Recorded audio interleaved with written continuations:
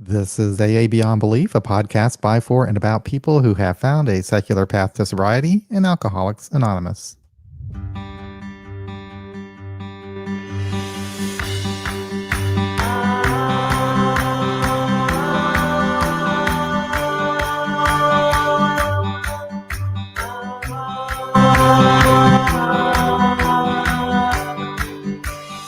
Well, welcome to the Friday live stream. Grab yourself a cup of coffee, make yourself at home. Today we're going to be talking about friendships in sobriety. I was thinking about this before the podcast, and I took some time to think back about my friendships, both present and past, and I found it was actually a pretty good way to measure just how alcohol began to interfere with my life, but also it showed me just how quickly I was able to rebound and enjoy happy and healthy relationships again. And, the friendships I've had since being sober were probably the most significant factor, I think, in keeping me motivated and committed to sobriety. Overall, I've been fortunate that I've always had, at least one friend anyway. So how did sobriety impact your desire and ability to make friends, or was it even relevant to you? What are the pitfalls involved with having friends in AA? What happens if they leave and stop going to meetings? Are you still in touch? Have friends in AA abandon you? That sounds pretty negative. Have always been supportive? How have friendships in sobriety impacted you, and how is it different now compared to when you were drinking? Angela, does that sound about right? Yeah, Yeah, that does. So I don't know why I was coming up with all that negative stuff. Well, this topic came out of a meeting that we both were in, a Zoom meeting online, and several people had shared about friendship and in sobriety, and they were both people who've had some long-term sobriety, and just that certain friendships have been changing, and how that feels different and stuff. And so it got me thinking about friendships and what my friendships looked like before and during and now, and I thought it'd be a great topic for discussion. Yeah. I would like to hear how other people think about it too. Yeah, if they've considered it. Yeah. So how has it been for you? What was it like? What were your friendships like when you were growing up and as you got into your drinking and after drinking? Mm-hmm. Yeah. So friendships, I think like you said, I've always had friends. I had to learn at a pretty young age how to make friends quickly. So I recall during my mom's party years when she was still single and had just me, she would bring me to parties. This was the 70s. Mm-hmm. And oftentimes there wouldn't be any other kids there. So wherever we were at, I would just go door to door, knocking on people's door, asking them if they had kids I could play with. And and so sometimes they did. And then when my stepfather came into the picture, we moved a lot because I've mentioned before, I think that he was rapid cycling bipolar, unmedicated, mm-hmm. and diagnosed. And so we moved sometimes twice a year, always in the same, like general, valley vicinity thing. But mm-hmm. when you're a kid, you don't have, exactly. easy access to transportation. And right. So each time that became my MO. I just start going around and knocking on people's doors, asking if they had kids I could play with. And if that didn't work, then I would go to the nearest church, and I would start attending that denomination. I didn't care what it was. I never paid attention. It was just church. I thought they were all the same. Right. And people would feel bad for me and invite me over to play with their kids so that they could save my soul. Oh. And and so that's so I had friendships. I have some friends that my mom knew, and so they've been kind of friends because our parents were friends. And I had those for a while. I think I always thought friends were just like a one thing. You either were friends or you weren't friends, Right. or somebody, in that kid stance, that yeah, if I call you a friend, then you're a friend. And I think somewhere, I don't know that I thought about it any differently until I got sober, about like quality of friendships. Yeah. And so on my inventory, some of that came up because it came up around boundary issues that, I had all these resentments to people who I thought were my friends, and then they ended up doing something that hurt me. And it turned out, that I had never set any boundaries or, gave them time to show me who they really were, and, things like that. And so, yeah, previous to recovery, I have friends, and I still am friends with some of those Mm-hmm. people and stuff. But I hadn't ever really made a connection between, my behavior and creating friendships or sustaining them or anything like that. None of that was part of the language I used in friendships. Mm-hmm. Yeah. How about Yeah, you? I had something in common with you. I also, as a child, moved around a lot, and so I always had that experience of being the new kid there, and Oh, yeah. but I don't think I was thinking about it. I don't think that really stopped me from having friends. I mean, I developed some skills through being the new person all the time that, I could learn to kind of, fit in. Mm-hmm. I could kind of scan the environment and figure out what I need to do to kind of fit in with this group or whatever. Right. So, but when I was looking back on it, I thought my friendships, like in my childhood days, were probably pretty normal and healthy. Mm-hmm. It really wasn't until adolescence, in high school that, that began to change. And that's because that's when alcohol began to enter the picture. Ah. Yeah, and when I think about it, it's really kind of sad to see the change, going from someone who was somewhat normal anyway, a good kid anyway, to alcohol was like for most of us, I used it because it kind of made me feel like I could open up with people. It made me feel more comfortable, relaxed around people. Mm-hmm. Reduce those inhibitions. But ultimately, even in the beginning of my drinking, it kind of shut me down and took me away from people.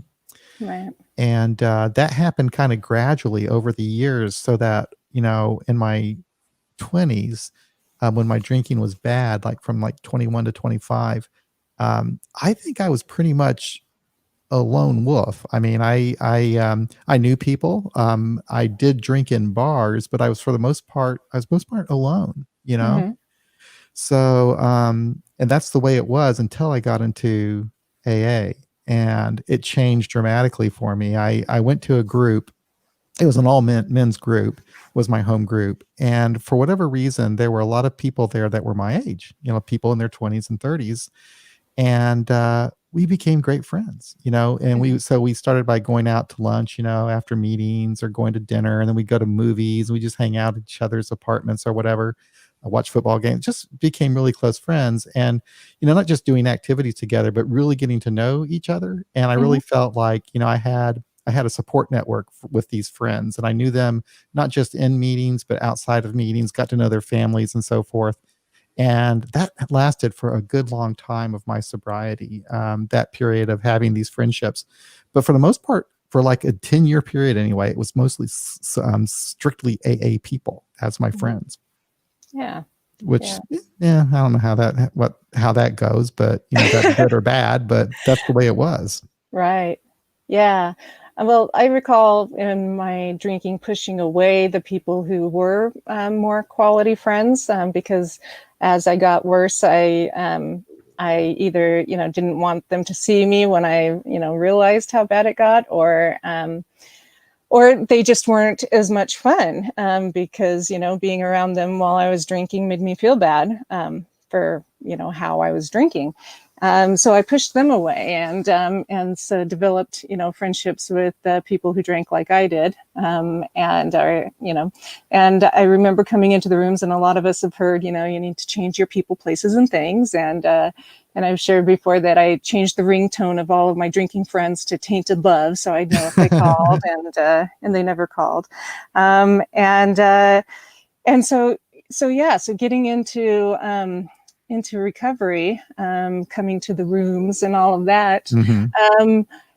I went to a lot of meetings, and people said to invite yourself to things. So I invited myself to things, to the coffee after the meeting or meeting after the meeting.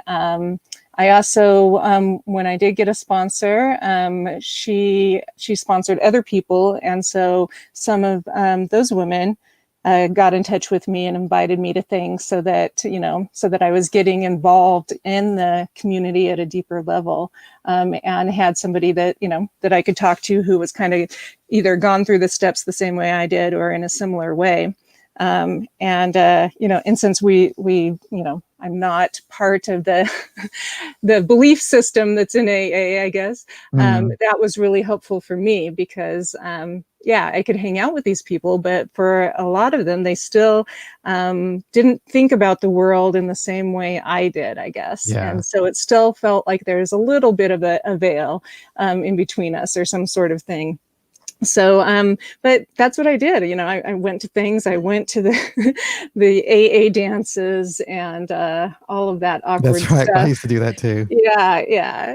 So yeah, did all of that. Went to the assemblies and different things that were put on by the local community, and started to get to know people and personalities that way. And then, going through the steps, I started to see, some of my behavior, some of the problems that I had with my friendships, what my part of the street was on those things. It didn't mean that I changed it right away because, it was something I had to learn how to do, like with, setting boundaries, before AA and even once I got here, it was still, either no boundaries or when I was doing the steps, I think a bunch of walls went up. I built a fort, and so it was no in between. I was still doing the black and white thinking type of a thing, or the pendulum, that went from one side to the other, and it took a while to get some middle ground on how to have a friendship and what I needed to do. So one of the things, I think it was about year 3 in sobriety, I had made a friend. I started dating a boy, and while we started to see each other, he was friends with this other person, and so her and I began a friendship at the same time. And so when the relationship didn't work out, her and I still remained friends. And at some point, like a year or so later, we were having a conversation, and she mentioned something about knowing him longer. And what my mind did was, I heard that, because she knows him longer, she's more loyal to him, and, it's a better friendship or some sort of thing that made me feel, inferior. Yeah. And so I talked to my sponsor about it, and she had suggested the book that I've mentioned before here, the Nonviolent Communication. And so I tried a method in there of talking to her, my friend, and saying, so when this conversation, came up, however many days ago it was, what I heard was that you valued so-and-so's friendship more than mine because you've known him longer, and I felt hurt. Is that what you meant? And she's like, no, I don't even recall, how I said it or anything like that. It was just kind of an off the hand thing that I thought of, that popped into my mind. And so it was fine. It took several days before I was able to have that conversation, so I was upset, and, it's the end of our friendship, and, how dare she, and blah, blah, blah, for several days. But then we had the conversation, and we were able to move on with that. And so now most of the time it doesn't take, several days. If there's something that comes up, I can usually talk about it sooner once I'm done being reactive. But Brene Brown actually has, I think we've mentioned it before, her shame video. I think you can just look up Brene Brown and no, blame. I think it's the blame one. Yeah. Yeah. And so she uses the term, what is it? The story I'm telling myself. And so using that as a way to talk to somebody when there's a disagreement or a problem or, whatever, saying the story I'm telling myself about this conversation is that, blah, blah, blah. And then the other person can clarify or confirm, maybe it is blah, blah, blah. And then you get to decide how to respond to that, so if it is the case that, that they meant, what they said and that it hurt your feelings and such, you can then, say, I may need some time to think about this a little bit, and then you can reevaluate whether or not that's, maybe they have some truth in what they said, and if you do like a 10-step inventory process or something, you're like, oh, okay, yeah, there's a little bit of truth in that. But if not, you can, decide if you need to kind of deprioritize the friendship is, I guess, what I've learned. That's a nicer way to say that, because a lot of these people and with a lot of friendships, it's not like, I end them or, anything like that. We're still basically friends. It's just we don't spend as much time, or I have, I know the parameters of the friendship, which, I never knew you could have or notice before. And I don't know if that's necessarily a thing of sobriety. I think a part of it is because of the tools that I've learned to help me manage myself. It helps me be able to notice in other people some behaviors and qualities either that I like or I would rather not be around.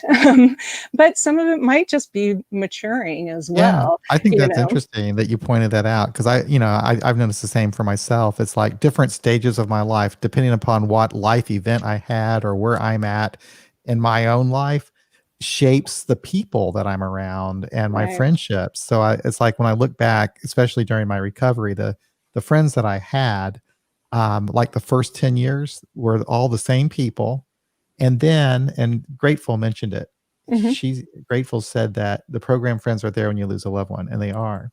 But my world changed very much after 10 years of sobriety when my father died unexpectedly. And I made some changes in my life that had an impact on my friendships. And it's not that my friends weren't there for me. They were really there for me when my father died. It was, and for a long time, not just for a month or two, they were there for me. But I got on with life. I started going to school. I started dating more. So I began to have relationships with people outside of AA, really for the first time since I was sober, that 10-year period of time. And I found that I really liked that. I was learning a lot. I felt like I was, I don't know. It was just a really kind of an exciting time. And so I was meeting a lot of different people, it was kind of a nice time for me, still attached to AA, but not doing everything with my AA friends like I was during that first 10 years of sobriety, you know? Yeah. It's just kind of, it's not like they weren't my friends anymore. I'd still see them and so forth. It's just that we didn't have the same relationship that we had in those early days. Right. Yeah. Yeah. I was, thinking about it and wondering about people who get sober later. If anybody is listening that would like to call in and share with us later in life, I guess I should say later. It's always the right time for you to get sober, or, whatever. Right. But I meant, later in life, if you see friendship differently or if it works, differently as far as how you make friendships. Is it I would imagine that it might be a little more difficult because as you go on in life, you develop your patterns, and it might be more difficult to change that. But I think in the 20s and 30s, I got sober in my early 30s, that there was still a lot of going around and doing stuff, so my friends still wanted to go to concerts and still wanted to do road trips and things like that. And so it was easy to make friendships in that group setting. so that you could get to know people better that way, amongst a group of people, instead of my more introverted self does better on a one-on-one type of a thing, where I'm just sitting there and like talking with you, when I'm just thinking that I'm talking with you, and then maybe a couple of people that might call in. But if I think, that there's more than that, then I start to get nervous and go into the, whatever self-doubting type of a thing.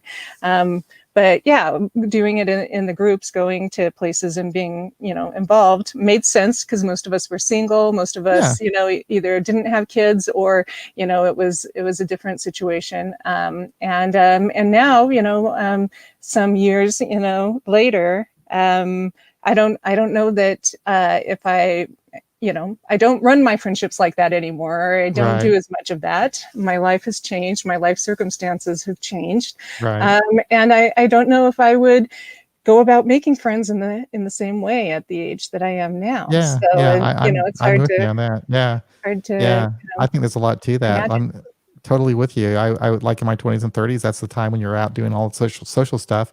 I got married when I was 45, and things really changed for me there with friends. And it was kind of interesting, because it was like I tried to hang on to my old friends and bring them into my new life and meet my wife and everything, and it just wasn't working. It was like they just kind of, I don't know what it is. I guess I was in that different phase of life, and they were in different phase, and we just kind of moved on, I guess. Yeah. And Well, I didn't now, know that you got sober, or I got married at 45. Wow. yeah, That, yeah. I was see, 45. Maybe I was people, I learned 44. something Yeah. new about I was in my John. 40s. Yeah, my Wow. wife and I both. And it was our first time we were married. And actually that really worked out well for us, because we were pretty much comfortable living on our own, so, and being kind of independent, so that we weren't like necessarily having to be clingy to each other and have to insist on doing everything together and everything. Yeah. We're both kind of introverts, but we're not really introverts when we're with each other, and we like doing things by ourselves. So like we'll go, we like to go to plays and movies and things like that. But we don't necessarily do it like my wife mentioned. We don't have couples friends like other couples have. And I don't know why. I guess I've never I've never met any couples that she has friends who are married, and I have friends who are married, but for whatever reason we just don't kind of get together as couples, I guess. Yeah. Well, see, there's a bonus to that, in that, during the pandemic, you're not missing out on, game nights or couples friends activities. You're just missing out on the regular activities. And so one dimension that you don't have any stress about.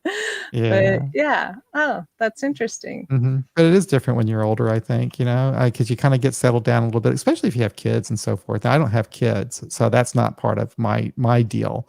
But I think it's just more of just being, like more stuck around my home and doing other activities that my wife and I like to do together, and doing things around the house and traveling and stuff like that. So right, that makes sense. Yeah. So one of the things that somebody brought up at the meeting, or that I guess it made me think of, was, how do you, how do we look at friendships now? So I mentioned a little bit how I had to change some of my behaviors and the way I approached difficult situations with friends in sobriety. But one of the things that I heard somebody mentioning was, like, what if you have a disagreement with your friend in recovery, and like you do the work on it, and an inventory or some sort of thing, and are ready to come back and take responsibility for your side of the street, and your friend doesn't, right? or they've done something, and they take responsibility for something that you don't agree with. You're like, that's not what you're supposed to take responsibility for. How do you deal with that? What are your thoughts on that? And have you had friendships change in recovery because of things like that? I think sometimes we talk about it as, our friends outside of recovery, but we don't necessarily talk about it within. I have a feeling this might be Fred. Let's see. Okay. We'll find out. Hello. Oh, it is Fred. How are you? Hi. John. Hi, Angela. I recognize your Fred. phone How number. you doing tonight? What's up? Oh, okay. What's up? I wanted to share because I'm older. Oh, yeah. But not that I got. Not that I was 28 when I joined, Right. and now I'm 61. Okay. But I think that friendships. I'm a court-ordered human animal individual. I was married. I have a daughter, and it's life is kind of interesting in some ways. I have some friends in sobriety. I had a sponsor for over almost 30 years. He acquired cancer, and his situation. He wasn't able to sponsor me anymore. Mm-hmm. So I have a phone call coming Okay. on my other phone. It's okay. I'll get it later. Okay. So he wasn't able to sponsor me anymore after that time, and he's older. Yeah. So I had to let go. Sure. Yeah. And I can never forget all the things that I thought were good that I learned that were only data of knowledge of other people that I thought it was something good or important. And then when I found out who I really was and the world's ideas of what stigmatisms are put on people who had problems and who were in recovery and all the things that go with it, I came to the resolution that the ideas of other people sometimes are just cruel, obnoxious. Their opinions are just their opinions, and that I found that a lot of things that I thought was a good learning in young life or young sobriety turned out only to be a fantasy of what I thought sobriety was going to be. Interesting. That's an interesting point. Yeah. And this is what I think sobriety is. Sobriety, if you get it and can keep it, it's only in the future. Because the minute just went by a minute ago. Right. When I told you everything. Right. So now it's all in the future. And when they had that old Sanskrit that said, "Look to this day for all the verities of life," you forget about you forget about Mr. Spencer, who was in the last part of the book. When he said that contempt prior to investigation. But he was in the British Parliament and an atheist. Okay. So it's kind of interesting. And also Fred, I appreciate you. Young, I'm going to move. Carl Jung. I appreciate you Carl calling. Jung being an atheist. That Carl Jung being an atheist would want to help somebody in recovery in the first place, right? And lead them to a path of belief. Fred, So thank you for calling. I'm going to somebody. move on. I'm going to talk to. I want to hit on something that you brought up about your sponsor and his friendship with you and how that changed. So thank you for calling, Fred. You have a nice weekend. Okay. Thanks, Fred. You be well. Sure. Thank you so much for calling. Really appreciate it. Thank you very much. Yeah. And you too. Have a good weekend. Take care, my friend. Bye-bye.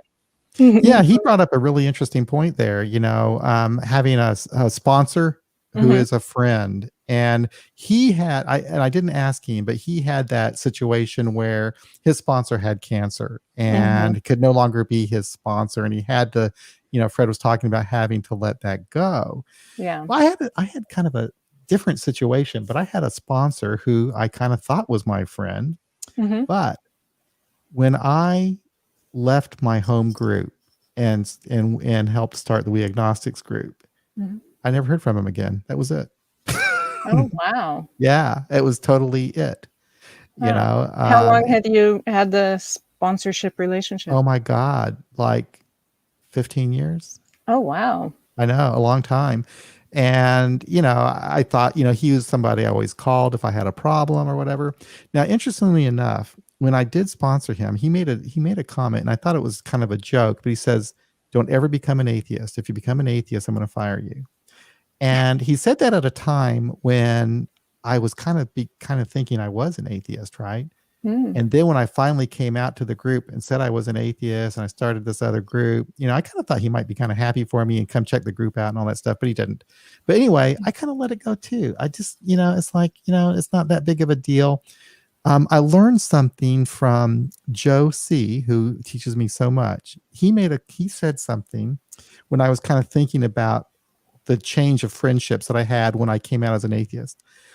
He said that in AA, we have sort of a false sense of intimacy with people because we're sharing in meetings at a pretty deep level, and we have this feeling of connection, and maybe we have a sense of feeling like we're family or friends when that maybe not be as real as we might imagine, Right. Yeah.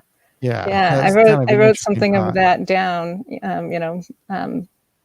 as well. That was on my mind of, that we share, about our feelings in a way that we generally don't when we get together with other friends, if we have other friends. And so we're vulnerable, varying degrees of vulnerability depending on what you share and who you share it with.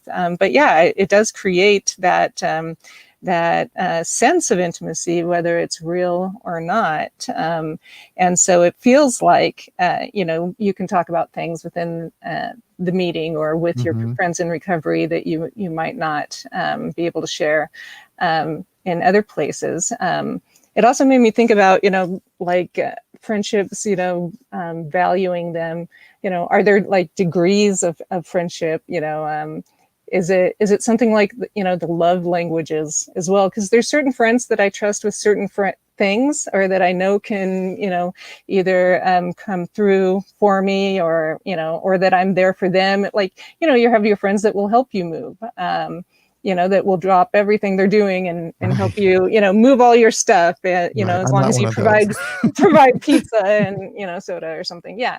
But are those any, less, is it a less quality friendship than somebody that, might be able to, keep a secret, or that you can disclose, feelings to about a certain situation, and, and it's a vault, they don't tell somebody, maybe the people who move, that's the best way that they show how they care about somebody, is by the physically doing. That's whereas somebody else is much better at just listening, that kind of a thing. So I think, that's one of the things that I learned thought about this week in thinking about friendships, is that, that I have various levels of friendship, I guess. I mean, it's not like you one up if you do something nice and I'll move you to, it's not like I have 7 of them, and but it's just that, different friends that I talk to about different things, and I think it's been helpful for me, because part of it is that I can spread my angst or frustration or whatever it is I'm going through, over several different people. So I'm not just dumping it on one person all the time, which is kind of what we do in early sobriety with our sponsors a lot of times. That's the main person who, gets all of our stuff. And and nowadays, that's not what I do as much. I'm definitely much more. I dump on the entire community and the world now that we have, Zoom and YouTube. Sonia was asking me, and I'm just going to answer very quickly, if I could elaborate about my wife and I living together, respecting each other's space. It just came natural. We wanted to make sure when we bought our house that we bought a house that was big enough so that she could have her own little office room where she could have her privacy to go read or whatever. And I would have a little office room where I could do that. I mean, we have enough space where we can kind of get around. And it was just kind of natural for us just because of our personalities, I think. And it's not like we're just totally separate, not doing anything together or anything like that. Right. But we do have our space, you know, and we're okay with that. It just kind of comes naturally for us, I think. Right. But yeah. Yeah. I always thought that would be the way to go, or like a duplex or something. Yeah. When I worked in child support services, I often joked that, you know, my third husband and I would, you know, do the duplex thing. I've never been married. It was just something that I thought was funny. Yeah. So, yeah. But yeah, having some space is, you know, most of my friends, I think, try to do that. Or they, as their kids grow up, they, you know, each take a room that's their office or their craft room or whatever else, and it seems to be helpful. Joe says he's seldom made friends. He's very much of a loner, but his bonds have grown stronger in secular recovery. He has one or two friends. You know, something that changed for me in the 1990s is I started meeting people online. I got involved in AA people. I got involved with a email AA group. It was called New Beginnings. And if anyone's familiar with that, what they would do, maybe they still exist. They'd have New Beginnings groups. Like you'd have new NB1, NB2, and I was like in NB22. So that was like the 22nd New Beginnings group, right? So what we would do, we would have like meetings via email. And then in between the meeting topic, we would just kind of share about whatever was going on in our life. So like if somebody had a spouse die or whatever, she would, you know, write an email, and we'd just kind of bond that way. And it kind of felt like, you know, I was kind of having these connections with them.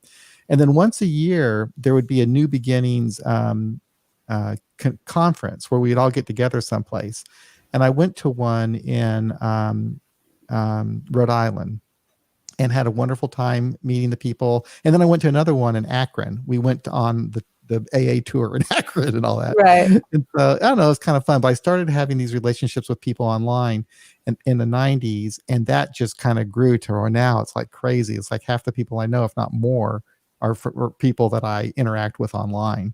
Right. That's a different deal. You know, I feel like they're just friends like any other, you know, but and we do see each other occasionally, maybe once every couple of years or whatever, but still, and then Zoom, you know. Right. Yeah. Yeah. I think some of the friendships, you know, for me, or friendship in general, will change because of the pandemic. You know, I have noticed that, you know, there are certain friendships that are a little bit more distant since we became, since the pandemic started, even though we live in the same area, just because apparently our friendship was more based on seeing each other, you know, on a weekly basis or at certain meetings or, you know, going to coffee, you know, and that's even for my friends outside of recovery, that just some of those friendships are not as strong. We don't communicate as much because that was kind of, you know, the main thing that we did. Whereas I'm developing a lot of new friends since the pandemic all over the world because of Zoom and because of this. And so so I you know, have friends everywhere. And it'll be nice to, when we can get together, to actually meet these people. But you know, some of them I'm sharing things with that some of the friends that I've had for 20 years, you know, don't know about me or what's going on with me right now, or things like that. And so so it's an interesting time to think about frientships and pontificate on, you know, on the meaning of friendship and what's important right now. Yeah. So, by the way, the phones are open if you'd like to call in. It's 844-899-8278. Feel free to call in and share your experience with friendship before you got sober, during sobriety, any thoughts you might have on the topic at all. Please do call in. Yeah. So one of the things that just came to my mind on Oh, we do have a caller. Someone called. Okay. How about that? Well, hello. I asked for calls and someone called. How are you? Oh, I'm fine. How are you? I'm doing all right. Good. My name is Dennis. I'm from Tucson, Arizona. Hey, Dennis. Hi, Dennis. First time finding it. Well, I found this a couple of days ago. First time coming into one of your webinars there. Actually went to my first online secular AA meeting today, and this one was hosted out of northern part of my state a little bit, up in Camp Verde, called Cottonwood, and I really enjoyed myself. Cool. And today, I mean, it's kind of funny listening. Not funny, but I can relate to what you're saying. I actually had a breakup today with my sponsor. I don't know how. I always hated the term, firing or I was fired. I don't know the term breakup, but after a couple of weeks, now I've been in IOP for 6 months, and I have a wonderful therapist and a wonderful group.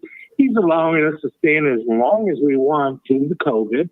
Uh-huh. And I'm a retired nurse. I had to retire in February because of some respiratory issues I've had for many years. Mm. So I've been a nurse for like 38 years, same with my wife. And listening to this it really struck home. And so today I politely called up my sponsor and I explained to him what has been going on in my mind, that I felt concerned that I felt like I had to accept someone else's beliefs. I know everyone's heard this before, while giving up my own.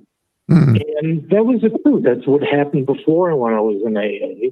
I felt like I was lying to myself, and I don't know what's worse, lying about drinking to someone or lying to myself about my actual values and beliefs. Mm-hmm. So anywho, I really enjoyed this. I've been trying to find everything I can online, and I saw Joe C's book, and yes, I want to order that. And I'm going to a lot of different groups. In fact, I found one on Facebook a couple days ago, and maybe someone in the audience, maybe you guys even know, I was supposed to send a web link on Facebook to someone by the name of Hal Destiny, and they'd let me into their secret room. Oh, that was a long time ago. Facebook killed Hap. Okay. See, I didn't know. Facebook killed Hap Destiny, unfortunately. Hap Destiny was like a fake profile that I invented to let people into the AA Beyond Belief because at the time you had to do that. And but Facebook killed him. You know me, I was still waiting for the mail, just like that poor old guy saying they never call me. Yeah. Well, yeah, I really enjoy this. And I'm in a group of IOP right now with about 10 of us.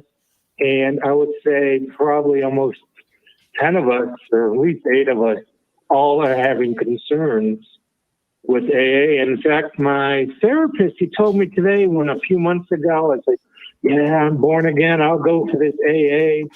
And then after a while, I felt I was lying to myself, and I told him that a few days ago, and he looked at me and he goes, well, that's good. Now you're really showing some more growth. He says, keep up the good work. And so anyway, thanks everyone for the support and listening to this. And I'm out here too, so you'll see me around. My name is Dennis from Tucson, so thank you. Hey, Dennis, thank you. And you know what? You can join our group, our Facebook group. Just type in AA Beyond Belief in the search in Facebook, and you'll find the group. And all you have to do is request to join, and I'll let you in. It's easy, a lot easier now. Oh. Okay, cool. Okay. I'll tell you that Hal Destiny sent me, so. Okay, thanks a lot. What the hell? Okay. Oh, by the way, and when your friend was talking about argumentation and saying, is this what I heard you tell me? And oh my God, I used to teach that in communications 40 years ago when I decided I want to be a speech communications major. So we all discover new things every day, just like I discovered Beyond Belief just this week. So once again, thanks everyone. Thank you. Appreciate the call. Hal Destiny? Hap Destiny. Hap Destiny. Yeah, like in Happy Destiny, Hap was his name. Wow. Yeah. Okay. Yeah. Well, you know how I didn't know about that. So that's funny. You know how so instead of a friend of Bill and Bob, you'll be like, are you a friend of Hap? Yeah, Eric has Eric from Michigan. Who does he use? He has a little guy. Oh yeah. Mishy. Mishy, Yeah. Mishy, whatever. Yeah. So anyway, so he created that because that's what you needed to have, something like that. You need to have like this fake profile so that Right. people could send you a friend request because you don't only add friends. Anyway, they've changed that.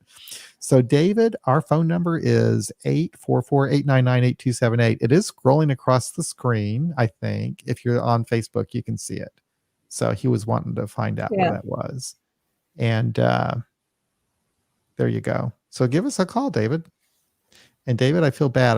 I am so far behind on posting podcasts. For those people who have spoken with me and took the time to do the interviews on the podcast, I am so sorry I haven't posted those yet.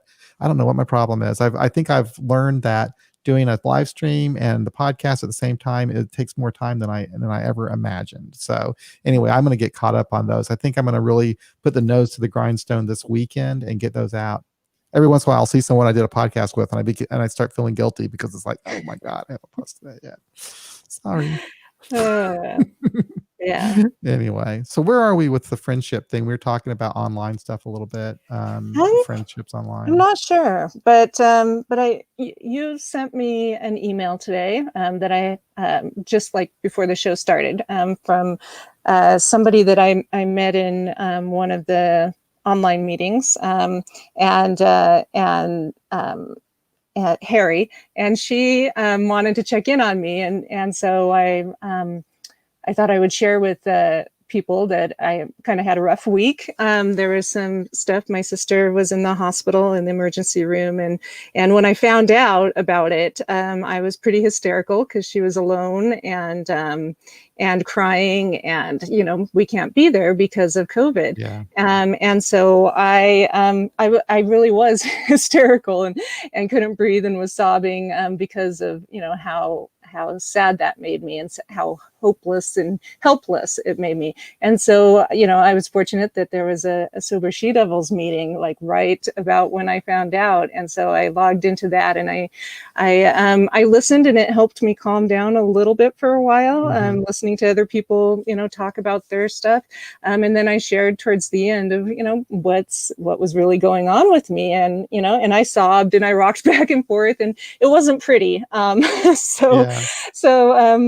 But, I did it because that's what I learned to do, is that, when well, even when good stuff, but particularly when rough stuff happens, I go to a meeting and I talk to people in recovery who whether it's a false sense of intimacy or not, I feel like they know me, or they can handle the depth of feeling. I guess maybe that's it, that sometimes I feel like some of my friends outside of recovery can't necessarily handle the intense emotions that I think a lot of us still show, that pour out. And so I felt like, these people could handle that. And so that's another kind of friendship that I thought of, that Harry was reaching out to you because she didn't know how to get a hold of me to find out how I was.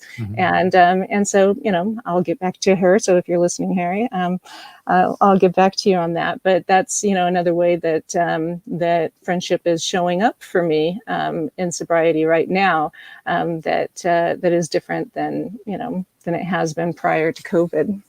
When you posted that, my first thought was that she had COVID, and I'm glad that she doesn't. That's what we thought too, because but what happened was she had a sudden coughing fit and then passed out, and so they called the ambulance, rushed her to the emergency room, and found that her heart was in atrial fib, and they couldn't shock her back into alignment like she's a car.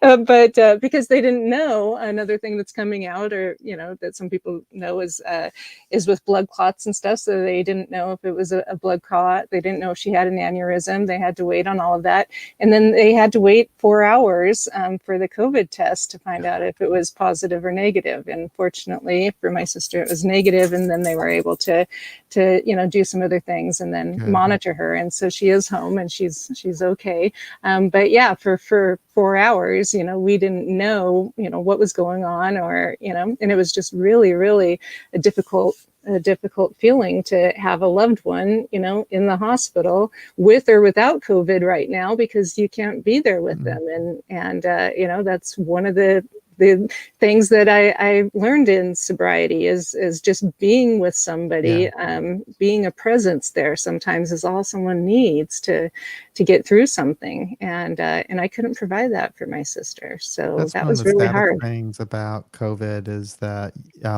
people can't be with their loved ones when they're sick Yeah. or when they're passing Yeah. away and all of that. It's very, very sad. Very, Yeah. very sad. But I'm glad that she's out of the hospital and doing better. That's Me good. too. Me too. Yeah. Joe was asking Angela if Mhm. he wants to hear some of the questions that we had from last week, but I don't remember. It's been like a week ago. I can't remember do you remember any questions that we didn't get to last week? Oh, yeah. You had questions. I did. Yes. What Yes. were So they? I think that, yeah, that, it was when we were talking, kind of the questions Oh. show. So yeah, you had like, 20 something questions. I'm Oh my like, what? God. Yeah. Yeah. I guess I do So, have some of those. Do you want me to ask some of them? Maybe we could make this like every other week. I could ask a question or two because I do have quite a few out here, I guess. Okay, let's see here, Joe. oh, wait. One more thing Yes, before you ask a question. yes, So it'll be like the last 10 minutes you can ask a yeah. question. Okay, all right, Like how I take over John's show. right. But the one thing I wanted to share is that at my home group, I shared, the situation and what was happening, the day after.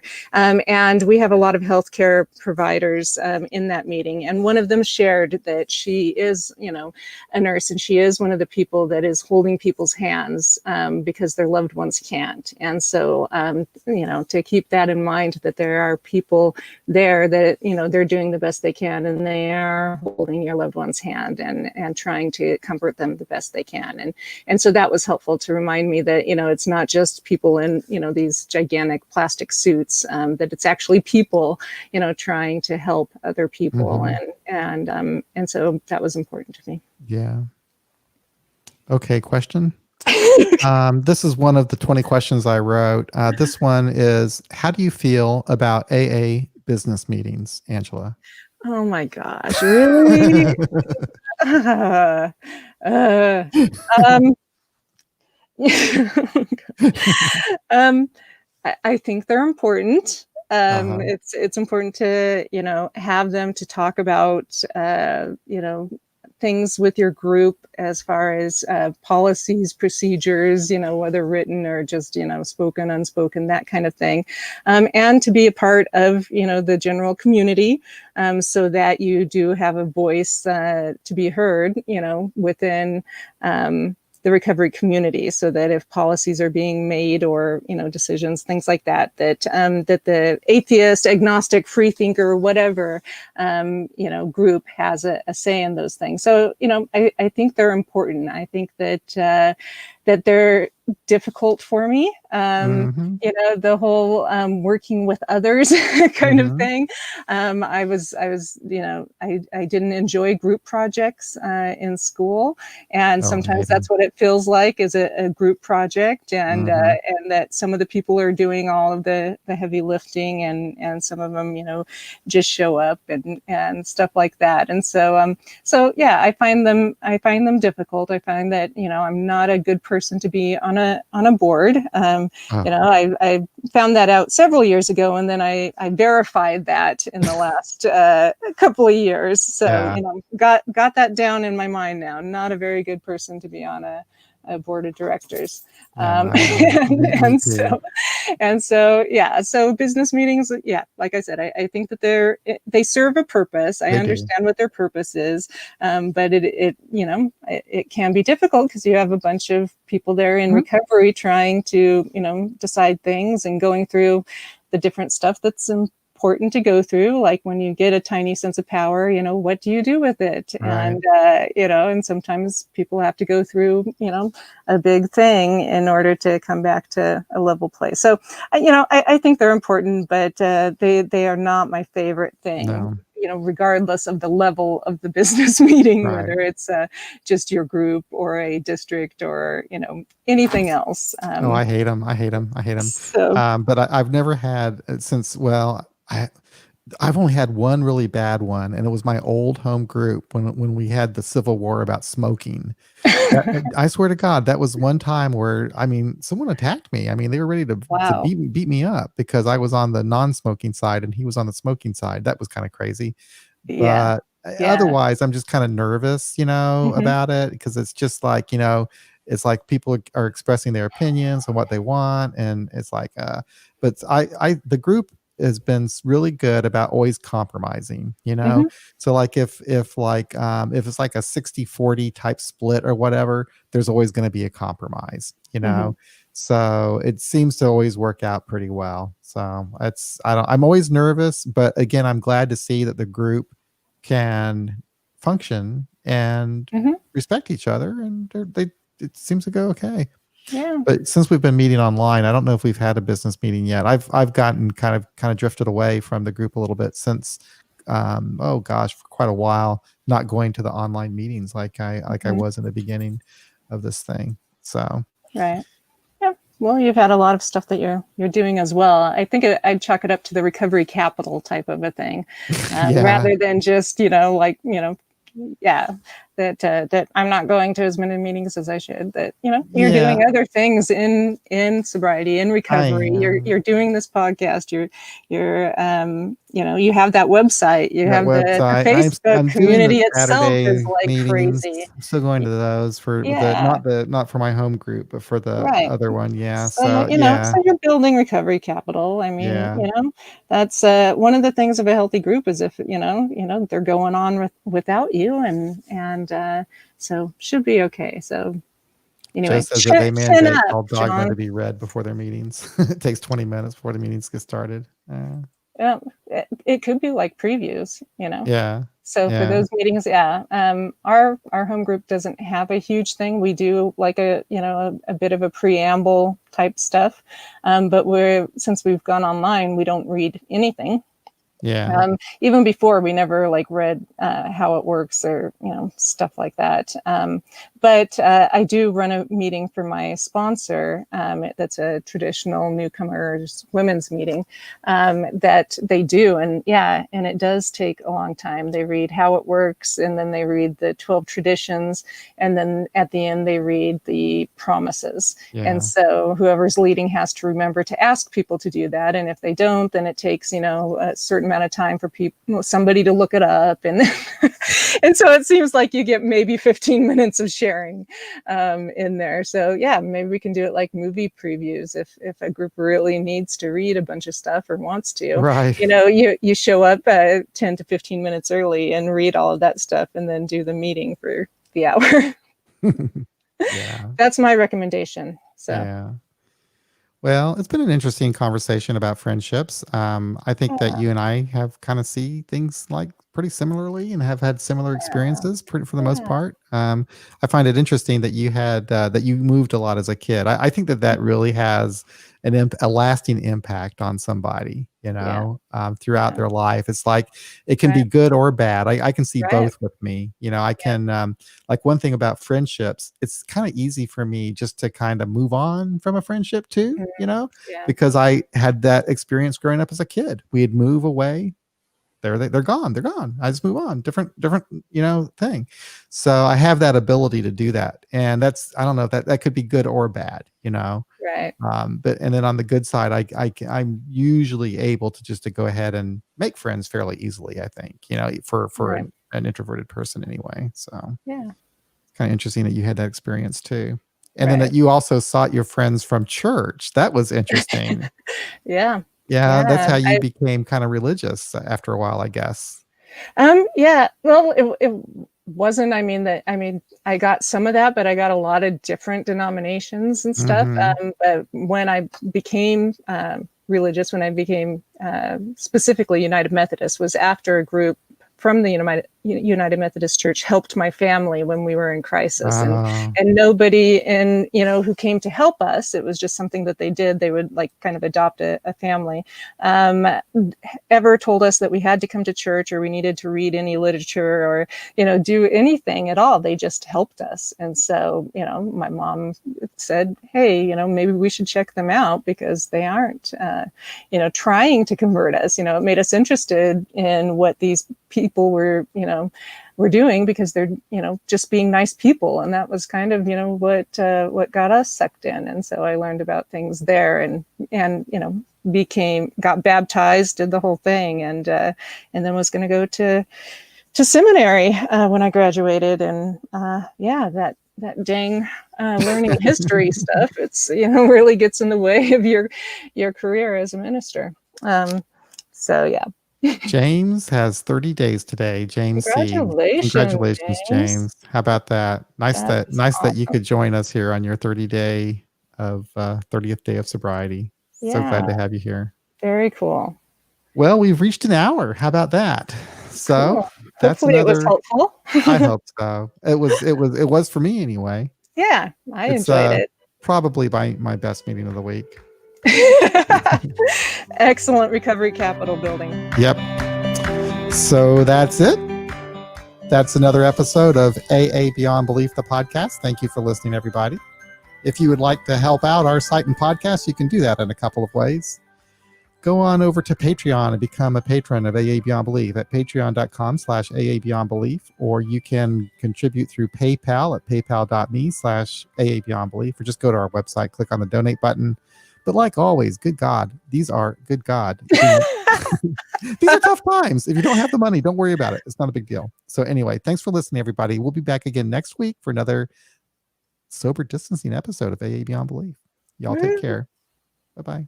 Bye, everyone.